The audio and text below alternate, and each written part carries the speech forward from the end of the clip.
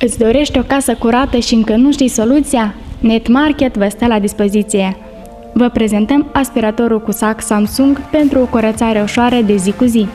Este dotat cu mâner pliabil pentru transportarea și derularea automată a cablului, lungimea căruia este de 6 metri. Aspiratorul este proiectat pentru a oferi un confort maxim prin minimizarea numărului de butoane funcționale. Este suficient să porniți alimentarea cu energie și să încercați să controlați nivelul puterii de aspirare. Minim pentru suprafețe delicate, de exemplu draperii, maxim pentru suprafețele dure și covoare foarte murdare.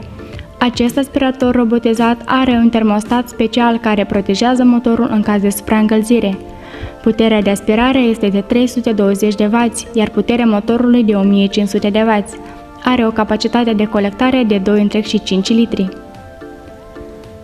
Utilizarea accesoriilor. Lungimea tubului poate fi reglată glisând înainte și înapoi butonul de control. Perea de praf se folosește pentru mobile și rafturi. Accesoriul pentru spații înguste se folosește pentru radiatoare, locuri strâmte și colțuri. Când culoarea indicatorului se schimbă, înlocuiți sacul pentru praf. La fel puteți înlocui saci de hârtie. Oferim garanție de la producător și posibilitatea de a cumpăra în credit. Te-am pus pe gânduri? Accesează pagina noastră oficială sau sună la numărul de telefon afișat pe ecran pentru a afla mai multe detalii.